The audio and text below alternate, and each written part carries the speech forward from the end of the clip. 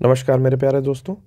आशा करता हूँ कि आप अपनी तैयारी बहुत ही रेगुलर वे में कर रहे होंगे और 2022 के लिए आप अपीयर हो रहे हैं। बहुत सारी शुभकामनाएं हैं और हमारे प्री टाइम बैच से आपको निश्चित रूप से एक बहुत ही ज़्यादा सपोर्ट जिसे कहा जाता है वो मिलने की संभावना है और मिलेगा, क्योंकि जितने भी कोर्स कंटेंट प्रिपेयर किया गया जो भी वो ये ध्यान रख के किया गया कि प्रीवियस ईयर पेपर्स किस तरह के आ रहे हैं और इस वर्ष उसमें से क्या क्या क्वेश्चंस ऐसे हैं जो एक्सपेक्टेड हैं आ सकते हैं। ठीक है, तो हमारी पूरी टीम बहुत ही मेहनत करती है इस कोर्स कंटेंट को प्रिपेयर करने में, जिस पर एक बार व्यापक डिसीजन होता है, फिर डिस्कशन होता है और फिर फर्दर वो कोर्स प्रिपेयर किए जाते हैं आपके लिए। तो उसी क्रम में मैं शुभम मिश्रा आप लोगों के जनरल साइंस का पोर्शन लेकर के आया हूँ, जिसमें फिजिक्स, केमिस्ट्री, लाइफ साइंस के साथ साथ हम टेक्नोलॉजी के कुछ पोर्शंस देखेंगे।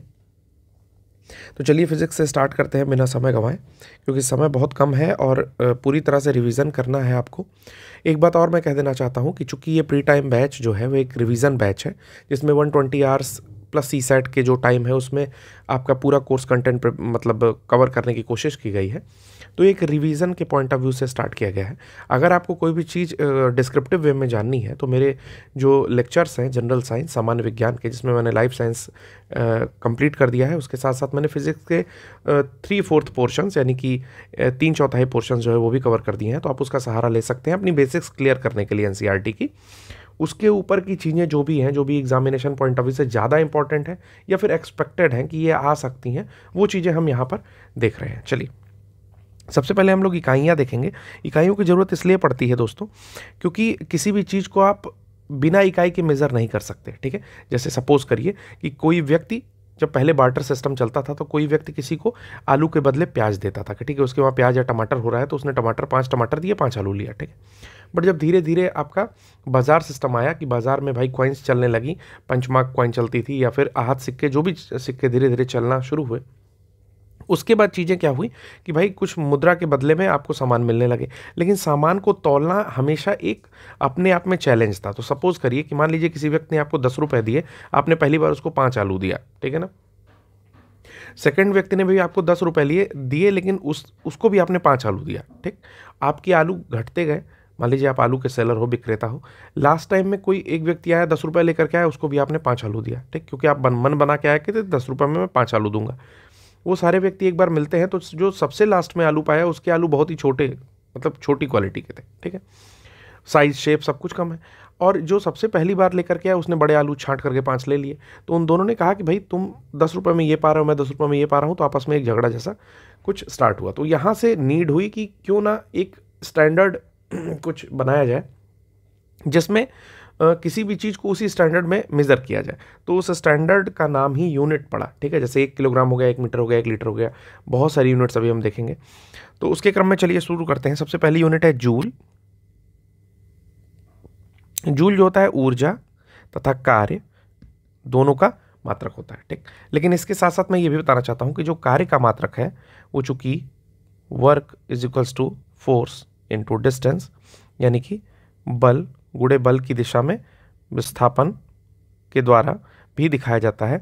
तो बल की यूनिट होती है न्यूटन और विस्थापन की यूनिट होती है मीटर, यानी कि न्यूटन मीटर को भी जूल कहा जा सकता है। ओके, चलिए अगला आता है कि अगर कार्य निकालना हो तो area between F and D, मतलब फोर्स और डिस्टेंस का अगर कोई ग्राफ इस प्रकार का आता है त्रिभुज के आकार का, तो इसका क्षेत्रफल निकाल लीजिए। तो त्रिभुज का क्षेत्रफल होता है 1 गुणा 2 गुणे, मतलब 1/2 multiplied by h into D, यानी कि ये जो h है इसकी हाइट, ये h है। ठीक है, और d क्या है, ये टोटल डिस्टेंस को d से दिखा रहा है। ये d और ये d में डिफरेंस है, ये d जो है विस्थापन को दिखाता है। ठीक है, तो h इंटू डी से भी एरिया निकलेगा और ये भी क्या कार्य प्रदर्शित करेगा। ठीक है, तो अगर इस टाइप का प्रश्न आता है तो भी आप कर लीजिएगा, और अगर इस टाइप का प्रश्न आता है तो भी कर लीजिएगा। उसके साथ साथ यूनिट जो होती है वो जूल होती है। नेक्स्ट आता है एम्पियर। एम्पियर जो होता है विद्युत धारा का मात्रक होता है। विद्युत धारा यानी कि करंट बेटर होगा कि इलेक्ट्रिक करंट हम लोग लिखें। देखिए दोस्तों, मैं इंग्लिश में इसलिए लिखता हूँ क्योंकि इंग्लिश में लिखना फास्ट होता है। मैं यही लेक्चर आपका 1.5 घंटे का भी बना सकता हूँ और यही लेक्चर मैं आपका 1 घंटे का भी बना सकता हूँ, ठीक है। तो यहाँ पर टाइम मैटर नहीं करता है, बल्कि कंटेंट मेरे लिए मैटर करता है, ठीक है। क्योंकि अगर मैं कम समय में आपको ज़्यादा कंटेंट दूंगा तो आप ज़्यादा पोर्शन कवर करके जा सकेंगे। अगर मैं सुंदर लिखने में या हिंदी लिखने में टाइम वेस्ट करूँगा तो आप कम कंटेंट लेकर के जाओगे, ठीक। तो विद्युत धारा होता है V इक्वल्स टू IR होता है फॉर्मूला जो इसका है। V जो होता है वहाँ पर वोल्ट दिखाता है, ठीक। इसकी यूनिट होती है वोल्टेज, मतलब वोल्ट कह लीजिए, और ये दिखाता है वोल्टेज को। I जो होता है वो इलेक्ट्रिक करंट को दिखाता है, इलेक्ट्रिक, E फॉर इलेक्ट्रिक और C फॉर करंट। विद्युत धारा को दिखाता है, इसकी यूनिट होती है एम्पियर, AMPERE, ठीक है। और R जो होता है वो रेजिस्टेंस या प्रतिरोध को दिखाता है, जिसकी यूनिट होती है ओम। याद रखिएगा, इसकी यूनिट होती है ओम, ओके, ठीक। प्रतिरोध क्या होता है ये समझ लीजिए, जो साइंस के विद्यार्थी नहीं है। जैसे मान लीजिए कोई तार है, ठीक है, इसमें क्या होती है विद्युत धारा, I से दिखा रहा हूँ, विद्युत धारा प्रवाहित हो रही है। तो विद्युत धारा प्रवाहित हो रही है, परंतु बीच बीच में जो है कुछ अवरोध आता है, ठीक है ना, कुछ अवरोध आता है। वो अवरोध किस चीज़ का होता है? बहुत सारे तरीके का अवरोध होता है। जैसे मान लीजिए जिस मटेरियल का वायर बना है उसके कारण से कुछ अवरोध आ रहा है, ठीक। कि आप अगर सिल्वर का अगर आयरन बना रहे हैं, वायर बना रहे हैं, ये सिल्वर का वायर है, ठीक है, तो इसकी जो कंडक्टिविटी होगी, चालकता होगी, यानी कि ले जाने की क्षमता, इलेक्ट्रॉन ले जाने की क्षमता जो होगी वो ज़्यादा होगी। और ये किसी और वायर का बना हुआ है तो इसकी कम है, ठीक। तो ये मैटर करता है कि किस कंपोनेंट का वायर बना हुआ है, मतलब कंपोनेंट नहीं, किस मटेरियल का वायर बना हुआ है। तो उस मटेरियल पर भी निर्भर कर रहा है कि आपकी जो प्रतिरोधकता है वो क्या है, प्रतिरोध क्या है, यानी कि उसको रोकने की जो प्रवृत्ति है वो उसको ये प्रतिरोध कह रहे हैं, ठीक है। आशा करता हूँ आपको समझ में आया होगा। नेक्स्ट हम लोग देख रहे हैं V इक्वल्स टू IR। मैंने यहाँ पर फॉर्मूला लिखा था, मैं फिर से लिख देता हूँ आपको, ठीक। I जो होता है विद्युत धारा एम्पियर में मेजर की जाती है। वॉट क्या होता है? वॉट होता है शक्ति का मात्रक, शक्ति या पावर का मात्रक वॉट होता है। पावर बेसिकली होता है W/T, यानी कि एकांक समय में किया गया कार्य, एकांक समय में किया गया कार्य, ठीक है, ये वॉट होता है। इसको किस तरह से और व्यक्त कर सकते हैं? तो W/T में लिख रहा हूं, तो W को हम लोग जूल में, यानी कि कार्य को जूल में मेजर करेंगे, और T को समय में, यानी कि जूल बटा समय को ही हम लोग क्या कहते हैं? वॉट, ठीक है। नेक्स्ट आता है वोल्ट। वोल्ट क्या होता है दोस्तों? वोल्ट होता है V इक्वल्स टू IR, ठीक है ना। तो यहाँ पर V जो है यानी कि विभव, विभव या विद्युत विभव, विद्युत विभव V से दिखाते हैं, इसको वोल्ट में मेजर करते हैं, ठीक है ना। अगला आता है कैलोरी। कैलोरी भी आपका ऊर्जा का मात्रक होता है, ठीक है। उसके साथ साथ ऊष्मा भी कैलोरी में मेजर की जाती है, ऊष्मा, ठीक है ना। ऊष्मा भी कैलोरी में मेजर की जाती है। होता क्या है, मैंने आपको बताया ऊर्जा का मात्रक जूल भी होता है, तो यानी कि दोनों कन्वर्ट होता होगा एक दूसरे में, क्योंकि दोनों मात्रक एक ही चीज़ के हैं, ठीक। यानी कि ऊर्जा का भी मात्रक कैलोरी है और ऊर्जा का मात्रक मैंने जूल भी बताया। तो हम कन्वर्जन करते हैं तो 1 जूल, 1 जूल बराबर 4.18, 4.18 कैलोरी। ये शायद मैं गलत लिखा हूँ, 1 सेक। 1 कैलोरी बराबर 4.18 जूल होता है, ओके, ये करेक्ट है। चलिए आते हैं नॉट, देखते हैं नॉट क्या होता है। नॉट जो होता है वो होती है आपकी स्पीड।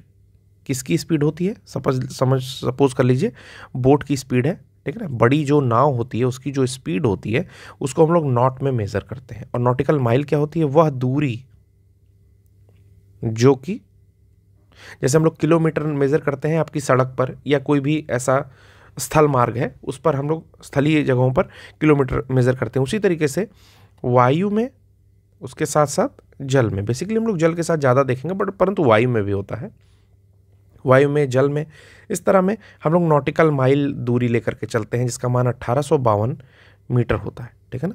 18 यानी कि 1 nautical mile is equals to 1852 metre, ठीक है। ये इंपॉर्टेंट है पीसीएस के पॉइंट ऑफ व्यू से, इसको मार्क कर लीजिएगा। नॉट भी इंपॉर्टेंट है। नॉट जो होती है स्पीड होती है, जैसे पृथ्वी पर मीटर पर सेकंड की स्पीड से हम लोग कोई भी गाड़ी लेकर के चल रहे हैं, उसी तरह से जब हम लोग पानी में रहेंगे, पृथ्वी का मतलब कि थल मार्ग पर जब पानी में रहेंगे तो वो नॉट की स्पीड से चलती है, कितने नॉट से चल रही है ये बताया जाता है। एंगस्ट्रॉम क्या है? एंगस्ट्रॉम दूरी का मात्रक है, बस इतना समझ लीजिए अभी, क्योंकि इसको हम लोग व्यापक रूप से देखेंगे। दूरी का मात्रक है, एंगस्ट्रॉम ऐसे रिप्रेजेंट किया जाता है, और एक एंगस्ट्रॉम जो होता है वो 10 के घात -10 मीटर या 10⁻⁻10 मीटर के इक्वल होता है। चलिए, प्रकाश वर्ष क्या है? प्रकाश वर्ष भी दूरी का मात्रक है, यही पूछता है। प्रकाश वर्ष क्या है? दूरी का मात्रक है। और प्रकाश वर्ष जो मेज़र किया जाता है 9.46 इंटू 10⁻15 मीटर बराबर 1 लाइट ईयर। 1 लाइट ईयर या 1 प्रकाश वर्ष होता है, ठीक है ना, यह 1 प्रकाश वर्ष होता है। हॉर्स पावर क्या है?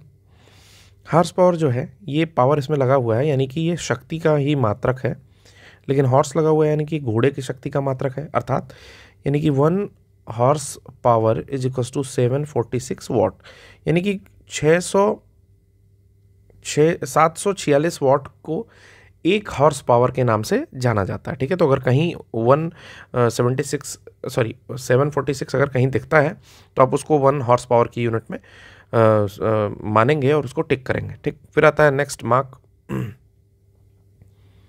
मार्क संख्या या मैक नंबर, जो भी आप इसको पढ़ें, ठीक है ना, जिस तरह से भी लिख के आपके एग्जामिनेशन में आता है, आप बताएंगे कि मार्क जो होता है वो ध्वनि की चाल यानी कि speed of light, speed of ध्वनि, साउंड मेज़र करता है, उसको मैक में मेज़र किया जाता है। पास्कल होता है दाब का मात्रक, दाब का मात्रक है ये, ठीक है ना, दाब का मात्रक है। और दाब क्या होता है? मैंने बताया था कि प्रेशर या दाब बराबर बल बटा क्षेत्रफल, ठीक है ना। यही इसीलिए जो आपकी निडल्स होती हैं उसकी जो ये पिन पॉइंटेड बनाई जाती है। क्यों पिन पॉइंटेड बनाई जाती है? कि जितना कम एरिया होगा, ये एरिया जितना कम होगा, फोर्स का मान उतना बढ़ जाएगा। जैसे सपोज करिए कि फोर्स है 10 और ये ए है 1, तो इसकी वैल्यू है 10 पास्कल, ओके। परंतु अगर फोर्स 10 ही रहे और एरिया को आप 0.00001 कर दें तो ये कुल मिला के कितना हो जाएगा? 1 लाख हो जाएगा, ठीक है ना। तो बढ़ गया ना, इसीलिए जो ये पिन पॉइंटेड किया गया यानी कि एरिया इसका कम किया गया, इससे क्या हुआ? दाब जो है बढ़ जाता है, ठीक। आगे चलते हैं हम लोग। आशा करता हूँ आपको ये चीज़ें समझ में आ रही होंगी। मैं थोड़ा तेज चल रहा हूँ, परंतु पहले भी बताया है मैंने कि किस तरीके से ये रिवीजन क्लासेस हैं, तो थोड़ा तेज चलना भी ज़्यादा सही है। मीटर, अब मीटर के संबंध में एक फॉर्मूला है जिसको पूरी तरह से डिस्कस कर लेते हैं। जैसे मान लीजिए पारसेक से स्टार्ट होता है। पारसेक सबसे बड़ी दूरी का मापन करता है पारसेक, यानी कि 1 पारसेक बराबर लगभग 3.26 लाइट ईयर या प्रकाश वर्ष होता है। उसके बाद आता है आपका प्रकाश वर्ष, यानी कि प्रकाश द्वारा 1 वर्ष में चली गई दूरी। उसके बाद धीरे धीरे इसी तरह घटते हुए क्रम में आता है हम लोग के काम का, जो हम लोग जानेंगे किलोमीटर, जिसमें 1000 मीटर होता है, ठीक है ना। फिर डेका, डेसी, सेंटी, मिली, ये सब कुछ आता है। चलिए देखते हैं एक फॉर्मूला जो बचपन में हमने पढ़ा था, उसको रिवाइज करेंगे। उसको बस रिवाइज करेंगे, जिसे याद होगा वो बहुत अच्छी बात है, जिसे नहीं याद होगा सिंपल सा फॉर्मूला है, आप याद करिएगा। आशा करता हूं कि अगर ऐसे कोई क्वेश्चन आया जिसमें कन्वर्जन के लिए नीड हुई तो आप जरूर उस प्रश्न को कर सकेंगे, ठीक है। सीसैट में शायद आपको काम कर जाए। तो चलिए हम लोग शुरू करते हैं। डेका 10 है, केवल 10 लिखता हूं मैं, बेटर रहेगा, ओके। किलो 1000, हेक्टो से समझो 100 बार, ओके। दसम डेसी, सौम सेंटी है 1000वां भाग मिली।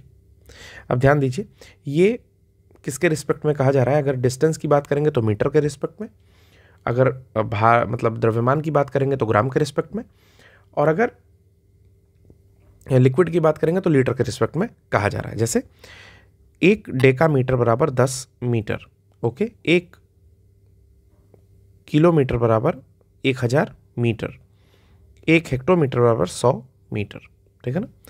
1 डेसीमीटर बराबर 1/10 मीटर, 1 सेंटीमीटर बराबर 1/100 मीटर, और 1 मिलीमीटर बराबर 1/1000 मीटर। तो ये कुछ कन्वर्जन है यहाँ पर, आप देख सकते हैं, ये कुछ कन्वर्जन है, ठीक है ना। तो इसे याद रखिएगा, कहीं ना कहीं आपको काम ज़रूर देगा आपकी लाइफ में। अगला है डेसिबल। डेसिबल क्या होती है? डेसिबल होती है आपकी ध्वनि या शोर कह लीजिए कि यूनिट है ये, ठीक है ना। यानी कि लाउडनेस को जो है वो आपका डेसिबल में मापा जाता है।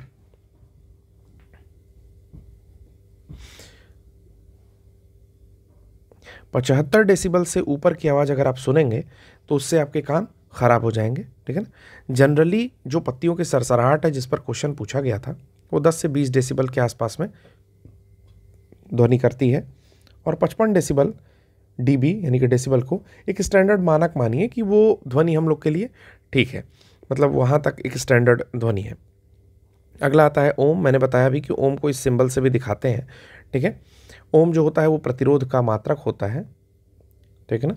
V equals to I R में R जो है वो ओम है, R का मात्रक अर्थात ओम है, तो V को वोल्ट में नापेंगे, I को एम्पियर में, यानी कि वोल्ट बटा एम्पियर, इसको हम लोग ओम से दिखा सकते हैं।